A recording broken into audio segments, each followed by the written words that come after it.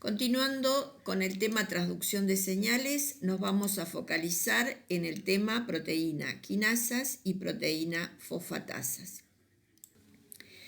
Ya hemos descrito algunos de las componentes del mecanismo de transducción de señales, por ejemplo, los receptores de ligando y las proteínas G y un grupo de enzimas que participan en la generación de segundos mensajeros.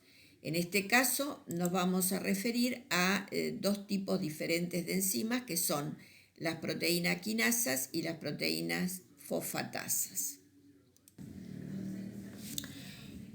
¿Qué tipo de reacción cataliza una quinasa? Una quinasa es una enzima que cataliza la transferencia de un grupo fosfato desde el ATP a un sustrato determinado.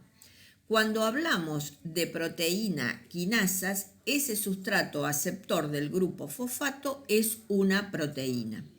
Entonces, las quinasas de proteína, o también llamadas proteína quinasas, catalizan la transferencia de un grupo fosfato desde la posición gamma del ATP a una proteína. El aceptor del grupo fosfato es el grupo hidroxilo de una serina o treonina, y hablamos de una serina-treonina quinasa, o una tirosina. Entonces hablamos de tirosina quinasas. Acá estoy señalando la estructura de la molécula de ATP. Si ustedes recuerdan, cuando vimos estructuras, hemos hablado de esta molécula. Tiene tres grupos fosfatos que se denominan fosfato alfa, aquel que está unido directamente con el anillo de la ribosa, el fosfato beta y el fosfato de la posición gamma.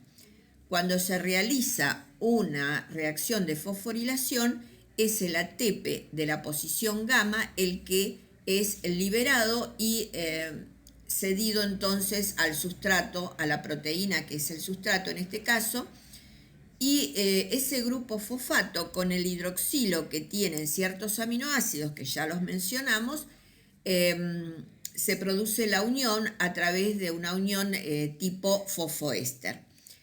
Por lo tanto, los sustratos van a ser, en una reacción catalizada por una proteína quinasa, el ATP, la proteína en su forma de fosforilada, y los productos son el ADP y la proteína fosforilada. Acá tenemos señalada la reacción general catalizada por una proteína quinasa. ¿Por qué la fosforilación se produce en los aminoácidos serina, treonina o tirosina? Estos aminoácidos tienen en común grupos hidroxilos, que son los que estamos señalando. Es en esos grupos hidroxilos donde se produce, es el grupo responsable de la unión con el grupo fosfato mediante una unión fosfoéster. Por eso hablamos entonces de serina, treonina quinasas o tirosina quinasas. Veamos cómo se clasifican las proteínas quinasas. Básicamente se distinguen dos grandes grupos de quinasas de proteína. El conformado por la serina treonina quinasas y el conformado por las tirosina quinasas. Las serina treonina quinasas tienen la particularidad que pueden fosforilar, o de hecho lo hacen, indistintamente en un residuo de serina y en un residuo de treonina. En cambio, las tirosina quinasas catalizan la fosforilación específicamente en residuos de tirosina. En la siguiente tabla he presentado algunas de las proteínas quinasas que van a ser mencionadas en el transcurso de esta materia. Por ejemplo, la quinasa denominada PKA o proteína quinasa AMP cíclico dependiente. Es una serina treonina quinasa y es regulada por AMP cíclico. Ya vimos en presentaciones anteriores cómo se formaba el AMP cíclico. Por lo tanto, el AMP cíclico, cuando aumenta su concentración intracelular, va a llevar a la activación de la proteína quinasa A. La proteína quinasa G también es una serina treonina quinasa, es regulada por los niveles de GMP cíclico. La proteína quinasa C, que se regula por los niveles de diacilglicerol y calcio. CAM quinasa 2 por calmodulina y calcio. Por ejemplo, PKB o AKT, muy importante en el mecanismo de acción de insulina, se activa por interacción con fosfoinosítidos y fosforilación. Y el grupo de las MAP quinasas, que es a su vez un grupo de quinasas que se regulan por fosforilación en dos residuos específicos. Y AMP quinasa. Esta es muy importante en la regulación del metabolismo energético y se regula por AMP y también por fosforilación. En el grupo de las tirosina quinasa tenemos aquellos receptores que tienen actividad de tirosina quinasa. Si recordamos, en presentaciones anteriores hablamos del tipo de receptores y hablamos, por ejemplo, de los receptores de factores de crecimiento, del receptor de insulina, y ahí comentábamos que ese tipo de receptores tienen un dominio con actividad enzimática. Esa actividad enzimática es de tirosina quinasa. ¿Cómo se regula esa actividad enzimática? Cuando el ligando se une al receptor, ese receptor se autofosforila en tirosina y adquiere la capacidad de fosforilar a otros sustratos en residuos de tirosina. Cuando hablamos de sustrato hablamos de proteínas, por lo tanto son proteína tirosina quinasas. Y también existen otras tirosina quinasas que son de tipo soluble. Con respecto a las proteínas fosfatasas, tenemos que estas enzimas catalizan la desfosforilación de proteínas fosforiladas.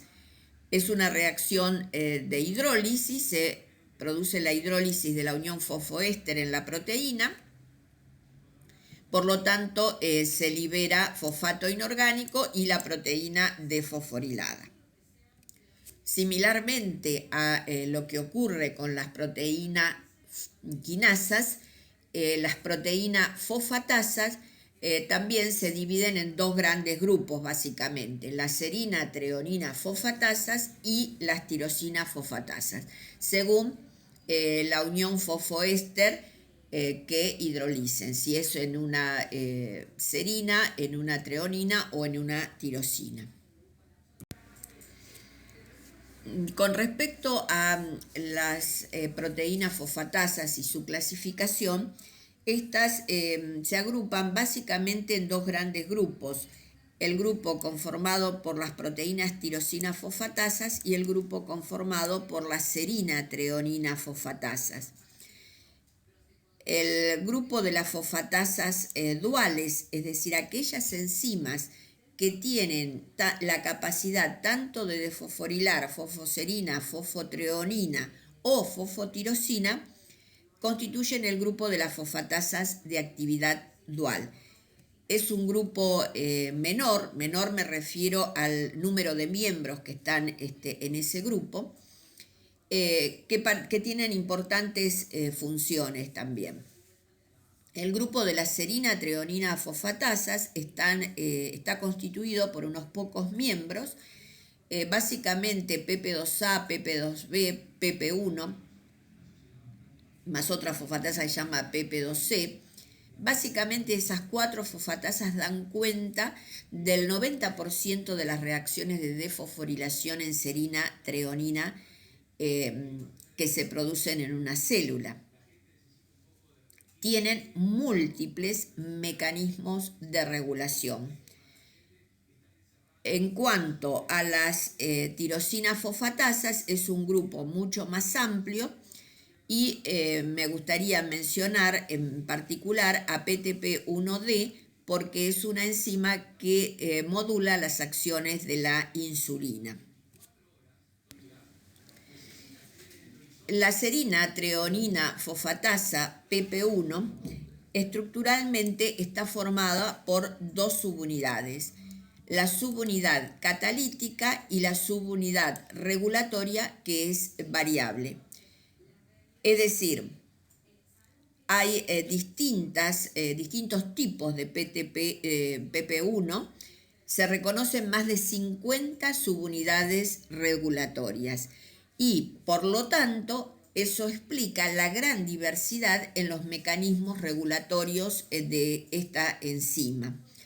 Es dependiente de magnesio y es una enzima que es inhibida por dos proteínas, el inhibidor 1 y el inhibidor 2. A su vez, esos inhibidores también se regulan por fosforilación. Y es importante la mención en este punto porque esta enzima participa en la regulación del metabolismo del glucógeno. Justamente en las próximas unidades temáticas nos vamos a referir a ese tema. También participa de la contracción muscular, de la división celular, de canales iónicos.